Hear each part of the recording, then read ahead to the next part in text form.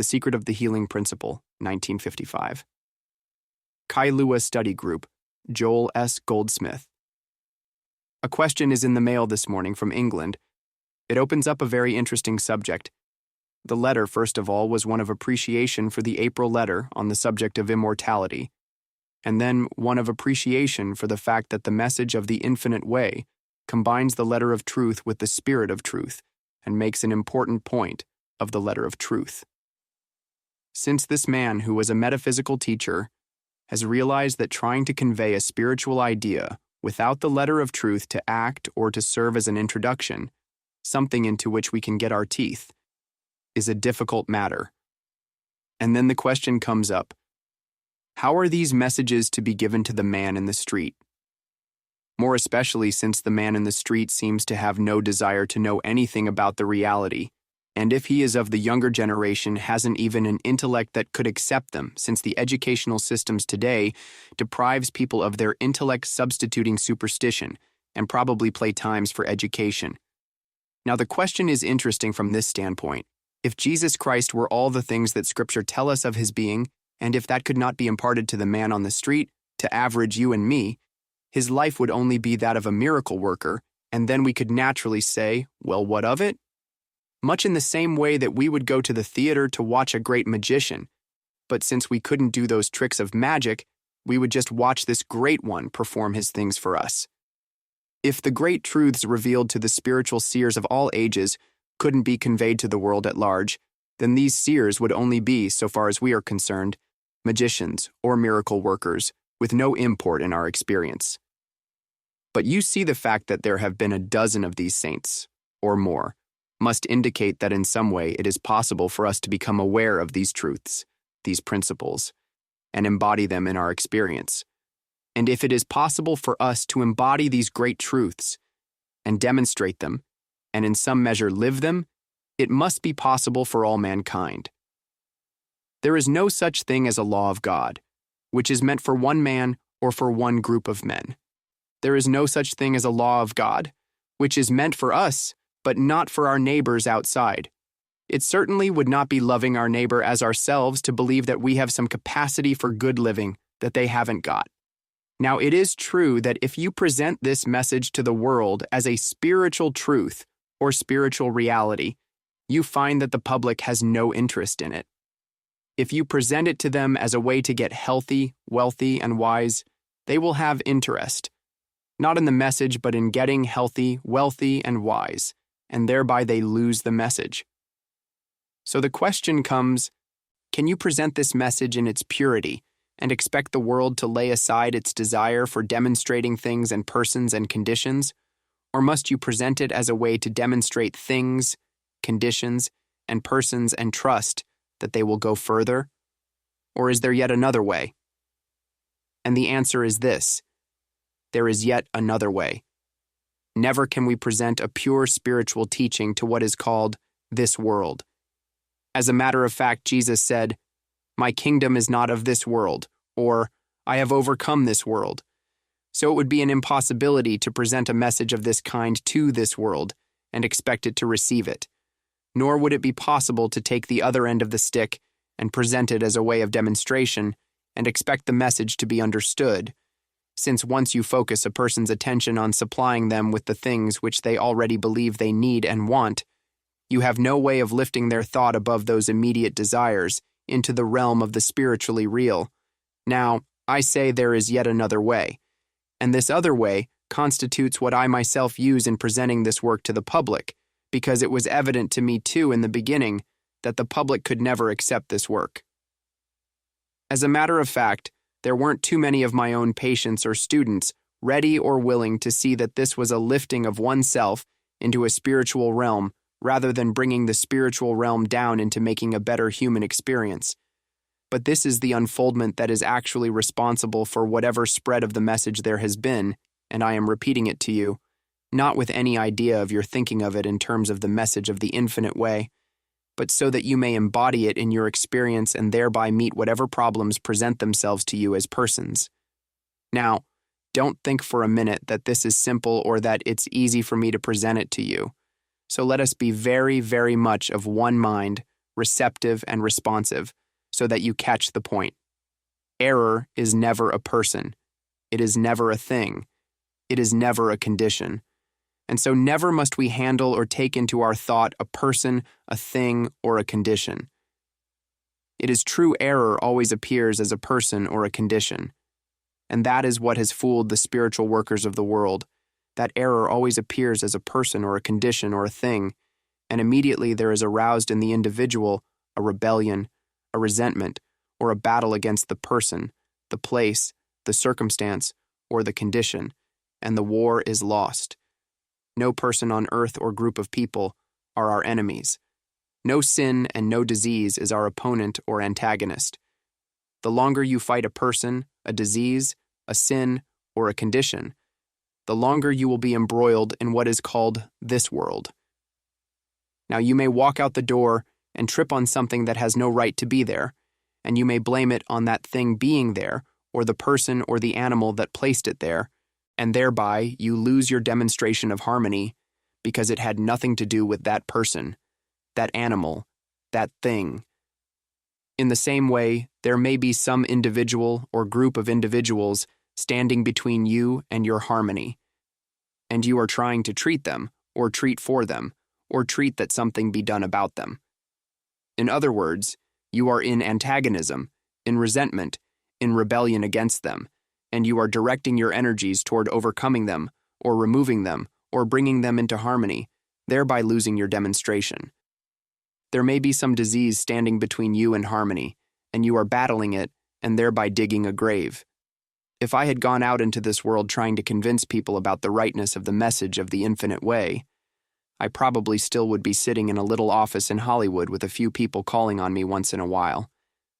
But the secret at this: there is a universal force, a universal belief, a universal hypnotism, which is the source of every discord that comes into our experience.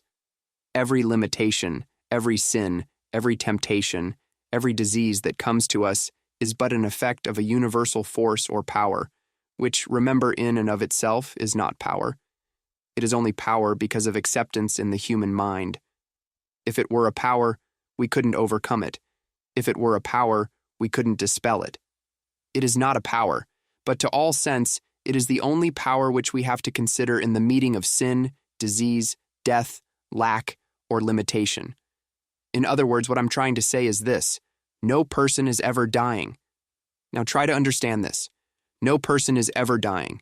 And if you are ever called upon to help a case of a person who seems to be near death, don't try to save their life because you won't succeed. But handle the age-old universal belief of a life apart from God, a life which had a beginning and must have ending. Handle the universal mesmerism of death because you see, there is a universal hypnotism which says that everybody who is born must die. And that same hypnotism says we were born, that we were created of matter, born of man and woman. Now, this is not a personal belief. This isn't just a belief of you individually as a mother or as a father. This is a universal belief that existed since time began. It is a universal belief in birth, which results in a universal belief in death. And what we are handling here is not birth or death, but the universal belief, the universal hypnotism, which appears as an individual person dying. Let's put it this way. Close your eyes for a moment and let us go over on Sunday afternoon to the park to hear the band, the Royal Hawaiian Band. We are standing in front of the bandstand, and all the band is up on that stand, and everyone up there has an instrument in their hands. The conductor has a baton. And now, is there a single person there? No. Is there a single instrument there? No. But you are sitting and looking directly at it. Yes, but they are not there.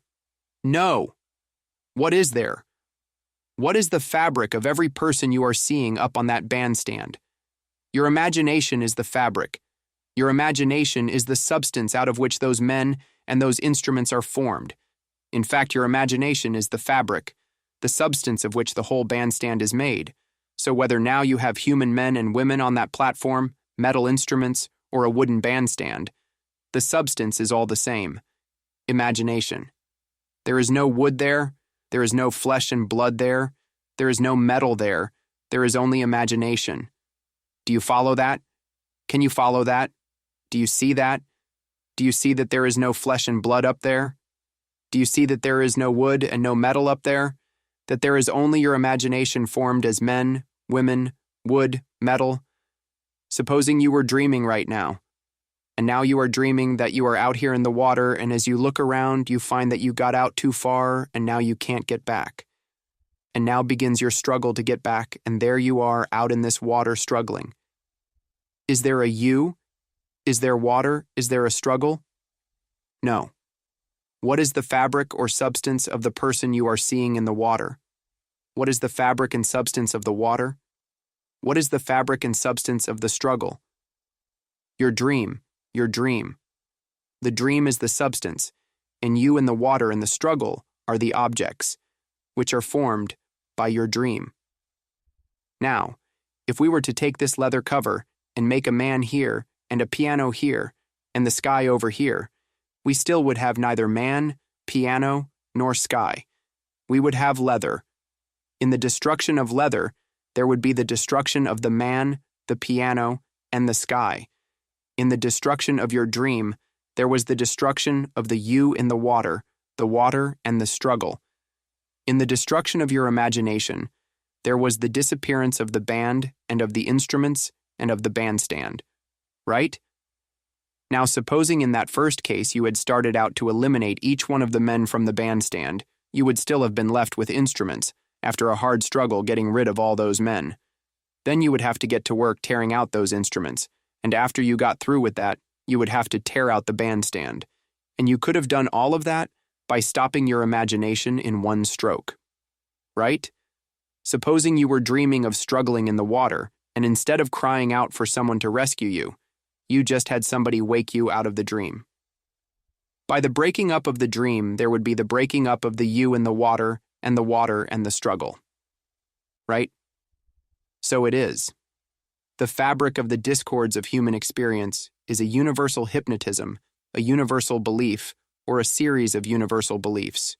That's the fabric of every sense of limitation that can come into your experience, whether it's limited finances or limited health, or limited family relations, or limited human relations, or limited business, or discordant experiences. The fabric of it is this universal hypnotism, this universal belief of a universe apart from God.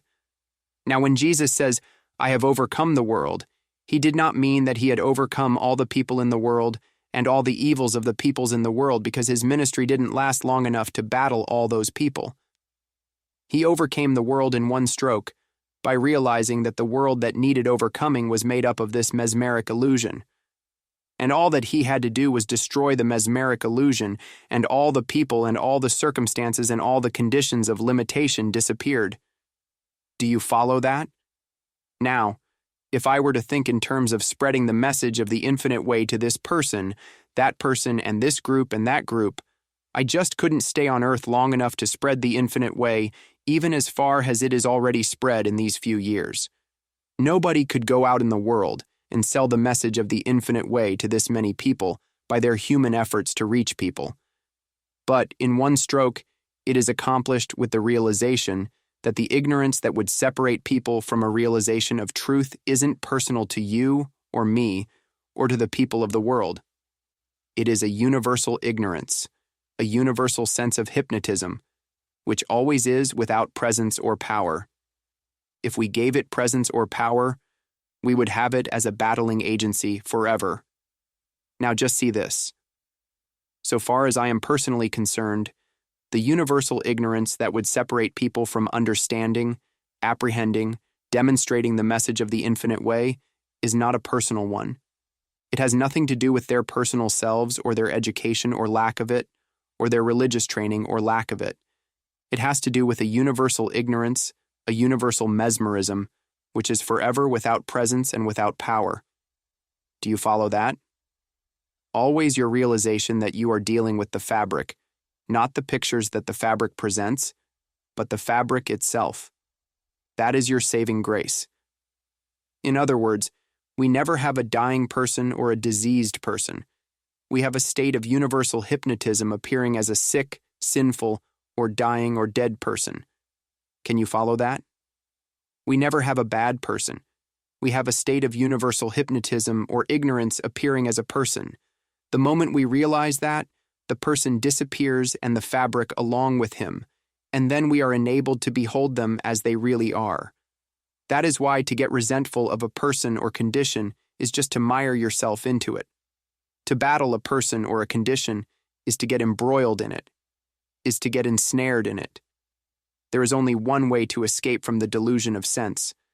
There is only one way to escape from evil people, evil plots, evil plans, evil of any form in the world, and that is to stop battling them and realize that behind them is the fabric, the dream fabric of which they are constituted, and to know that that dream fabric is illusory, has no actual creative principles since God did not create it.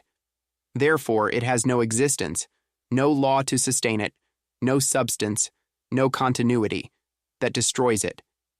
Now, there is no clearer illustration than this one, because it is extreme. We have no dying person. We have an illusory sense of death. When we handle that, the dying person jumps up and says, "Here I am, all new and fresh," because you haven't done anything to a dying person which didn't exist to begin with. You destroyed the fabric of the appearance, the fabric of that which was appearing. There is no other way. There is no other way of overcoming this world. This vision came to me through, and behind it is every bit of healing work that was ever done in my experience. This experience came to me, this unfoldment, because of a paragraph that was in a book concerning the life of Buddha. This life of Buddha was showing the experience that came to him at that time when he still knew nothing of disease in the world, of death in the world, of any form of limitation in the world. And on his first trip out into the world, he beheld a sick man, a corpse, and a beggar. And he was horrified that such things could exist, because the life the way his father planned it for him, no such things were allowed to appear so that he had never witnessed any of them. And he asked his counselor, "Are these the only cases of this in the world?"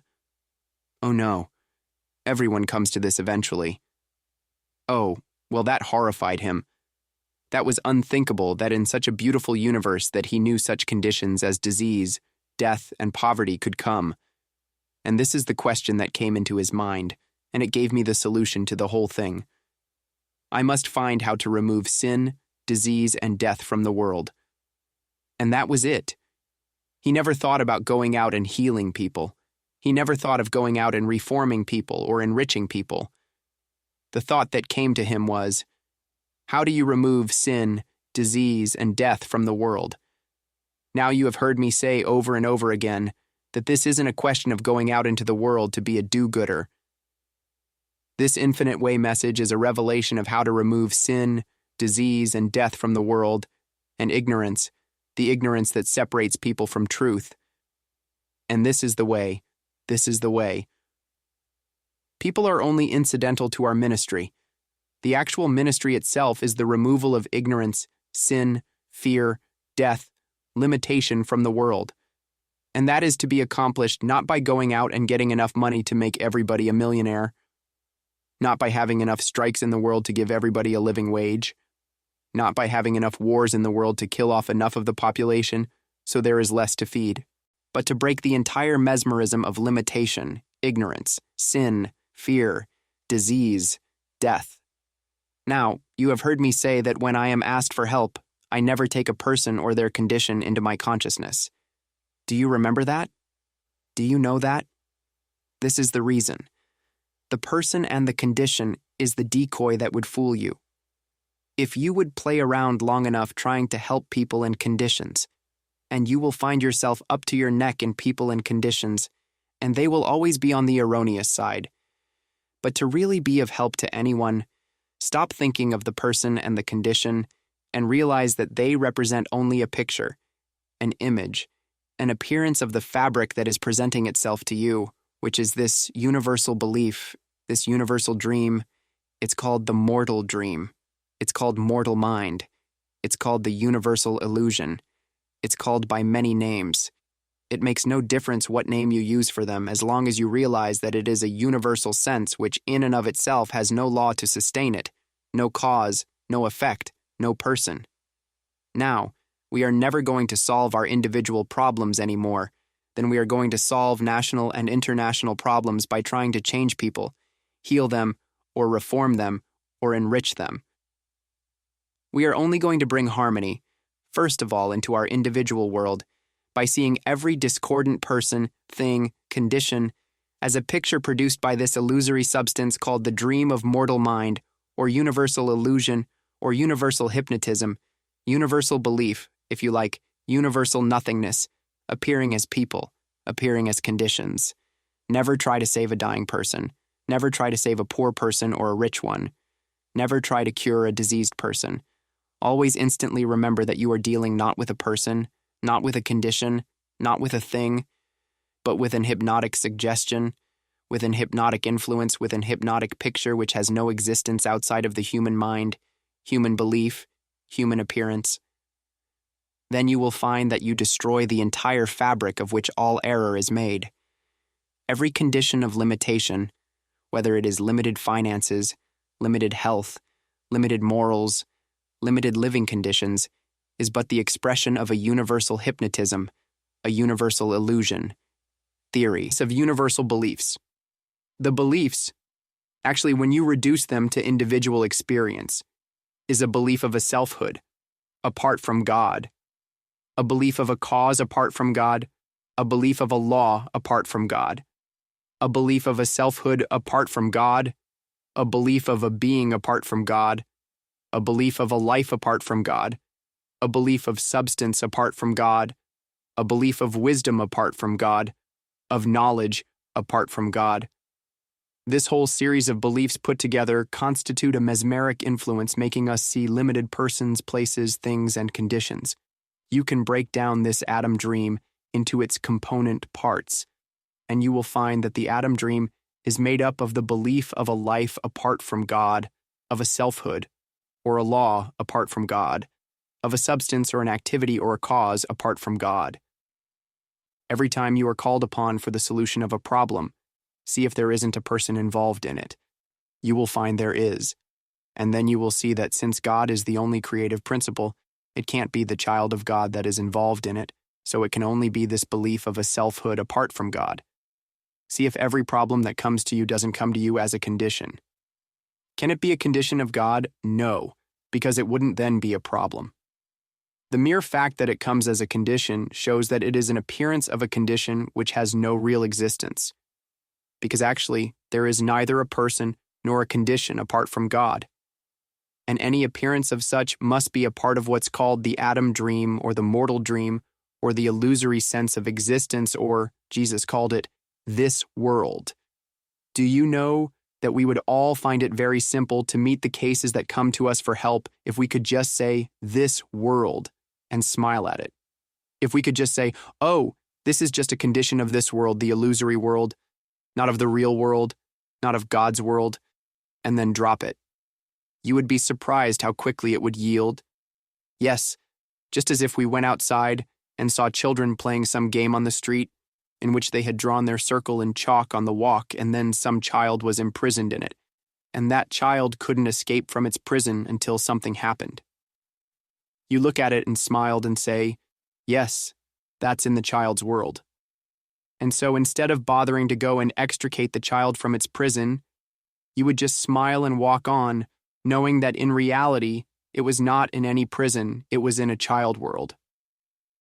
So you would find that as you can get used to the idea that everything that appears in any limited sense, whether it's person or condition, is a part of this world, meaning the dream world, the atom world, the unreal world, and then walk on right by it. You find how quickly the illusion would be broken for your patient or your friend or your relative. You see the difficulty arises in this, that we witness some untoward condition out there, or some evil person, and we actually accept it as taking place, which we know in our heart and soul it couldn't be if there is a God at all. If there is a God at all, there is no such thing as an illusory person or condition. There is no such thing as an evil person, place, thing. But we first see it, and then we seek to do something about it. Is that clear? We first see it, and then we seek to do something about it, and thereby we are embroiled in it. Whereas if we could see it and then remember that the fabric of it is the dream material, the imagination, the illusory sense of a universe apart from God, or this world, and say, oh, that's just this world, and then pass it by. We would break the dream. We would break the dream of limitation the minute we ourselves become dehypnotized. Now, all there is to a practitioner is a person who in some measure is dehypnotized, who in some measure is not afraid of appearances and doesn't stop to fight them. That is the only difference between a practitioner and a non-practitioner, because the conditions out here are the same to both. Out here there is sin, disease, and death. And your non-practitioner looks at them and says, oh, how terrible. But your practitioner, if they have really arrived at practitioner consciousness, looks out there and says, this world, hypnotism, nothingness, and then goes right on about their business of living. Now, there is a universal ignorance, which has gripped the mind of practically every individual on earth that makes them unfriendly to truth, makes them antagonistic to truth. Why? Because truth received in consciousness wipes out the very things which humanhood has learned to love: pomp and glory of personal selfhood, personal powers, personal strength, personal wisdom, personal glory, personal achievement. And so the human mind is in rebellion at once to anything that would destroy it. The human mind doesn't like to hear, I can of my own self do nothing. The human mind does not like to hear, why callest thou me good? There is but one good, the Father in heaven. The human mind is set on glorifying itself. Oh, see my strength, see my wisdom, see my beauty, see my powers, see my health, see my wealth. I did that. I did all that. There is only one thing holding back harmony from our personal experience, and that is this universal sense of life or a selfhood apart from God, law apart from God. There is only one way to break that sense of limitation, and that is to withdraw from the battle in the world. Withdraw from battling and opposing people and conditions, and withdrawing inside of ourselves and say, that's this world. And then go forward with those things that you have to do next and carry them through. When we are told that there is no use praying if we have aught against any man, we just stop praying, the world has, rather than go and make peace with their brother. Oh, why not let my brother make peace with me? Why should I go out and do it all? And so the world keeps on either not praying or praying in such a manner as to ensure that there will be no answer to his prayer, which is by not first making peace with his brother, or as our friend here said, pray for peace every day, but your prayers won't be answered unless you are living the Christian life. Oh well, we are not going to live the Christian life, but we will keep on praying just the same, even though it isn't going to get us anywhere. To live the Christian life means to accept the teaching that resulted in a Christian world. To live the Christian life means to love thy neighbor as thyself. First of all, to love the Lord thy God with all thy heart, with all thy mind, with all thy soul, and then to love thy neighbor as thyself. But these are nothing but meaningless platitudes until we begin to take them apart in our own mind and arrive at some definite meaning for them, so that when we say, thou shalt love the Lord thy God with all thy heart, with all thy soul, with all thy mind, what do we mean by it and how do we do it? Well, each one may have a different experience, but mine, of course, was the fact that to love the Lord thy God with all thy heart means to have all faith in the infinite invisible as the reality of life appearing outwardly as effect, and therefore not to unduly love and never to hate or fear that which is in the physical or mental realm. Even that requires a lot of study before one comes to the realization of the depth of its meaning. We are not to unduly love that which appears in this physical or mental realm. We are never to fear or hate that which appears in this physical or mental realm, and thereby we break the mesmeric dream of a selfhood or a universe apart from God. On the other hand, we are to love our neighbor as ourselves, and this means to acknowledge that God is the selfhood of all real being. God is the selfhood of every individual on the face of this globe, even when they are appearing as sick, sinful, and dying humanity. God is the selfhood. God is the life. God is the intelligence. God is the law of every individual on the face of this globe, even when in the mesmeric dream they appear to be sick, sinning, stupid humanity. To love our neighbor as ourselves means actually to acknowledge God as the very being of all that appears, regardless of the mesmeric appearance that is confronting us. Now, when we follow those two commandments, we can readily see that all of these appearances of a sick, sinning, dying, ignorant humanity are but the images of thought created by this world dream, what the Master calls this world. Once we see that, we won't love those pictures anymore, then we will hate them or fear them. All we will love is the reality behind those pictures. We won't love the people of this world any more than we will hate or fear the people of this world. What we will love is that which constitutes people: God, the Christhood, the spirit and soul of every individual on earth. That's the only way it really is possible to love this world, because you can't love the appearances that people present to you. You just can't do it. That is most of them. But if you look through what they are presenting to you, to that which they really are, that which really constitutes their being, you can't help loving everyone, whether it appears as man, woman, child, or whether it appears as animal or insect. You can't help it once you have perceived that there is an invisible soul, which is the real being of everyone. And then you look right through the appearance, you look right through their eyes, and you see the very soul of them, which sits behind those eyes. Now, in training yourself to look through the eyes of people and animals as you meet them, you really come automatically to where you are no longer loving, hating, or fearing the appearance world, or what Jesus called this world. And in proportion to that, you can say, I have overcome this world. I no longer hate it, nor fear it, nor love it. I no longer try to get rid of it. I no longer try to fight it or battle it. I see through it, and through it, behind it, I see that which really is Godhood, and I also see that that which appears to be is but the images in thought made up of the fabric of a dream world. Let's stop a moment. Now the time will come when you will recognize that whereas there are other lessons which lift us up to cloud 9, there are other lessons that seem to be more spiritual, more uplifting, and you will know that there are other lessons you would rather read or listen to than this one. The day will come when you will recognize that you can do without all the other lessons and all the other books there are in the whole teaching and exchange them all for this one. But that doesn't by any manner of means mean that you can give this lesson to beginners, because you can't. They have no background. They have no foundation through which to receive it. This is without any question of doubt the not only deepest lesson of the message of the infinite way. It is the one I give seldom. Probably not more than 4 times in 8 years have I given this lesson, and then not in just this way. But the subject of this lesson has been given to classes 4 times in 8 years. And actually, it forms the chapter The New Horizon, which I still find no students making a serious effort, or very few students making serious effort to understand or to demonstrate. But this is the lesson of the chapter, New Horizon. This is the lesson on healing, because if you are able to heal spiritually without knowing this lesson, you will be very apt to lose your healing gift eventually, because it engenders a blind faith, or a faith in a personal gift. Whereas spiritual healing has nothing to do with either blind faith or with a personal gift. Spiritual healing has to do with the understanding of the spiritual principle of life. And that has to do with this, that God is the principle of life, and that God maintains and sustains this universe, including everyone in it, in absolute spiritual integrity.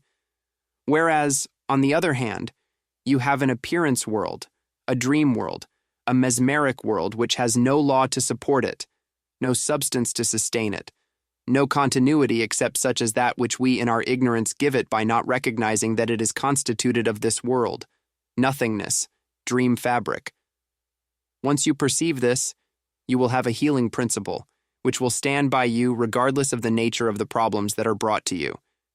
It doesn't by any manner of means mean that you will heal everybody or every condition, not because this principle won't do it, but because the people involved are not yet ready to live this principle or live by this principle, not yet ready to give up those things which would interfere with the demonstration of this principle.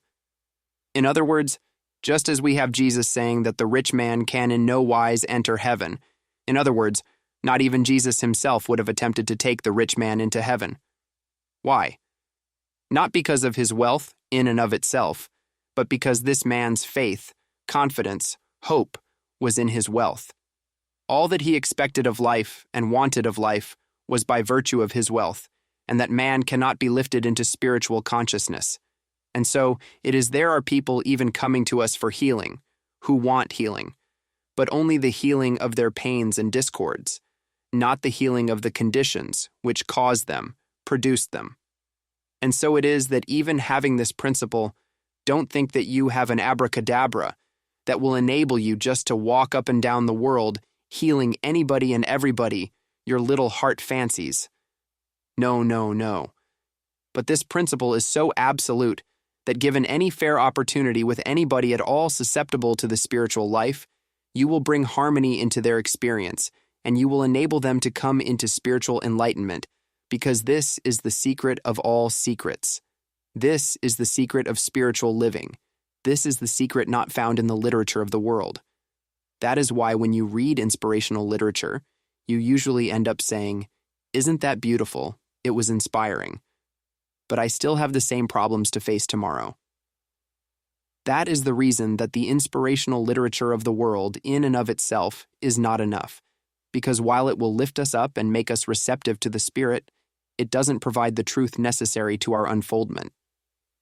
And I can tell you this, no one is ever going to be able to give you the truth except the truth that the discords, limitations, and inharmonies of this world are not real.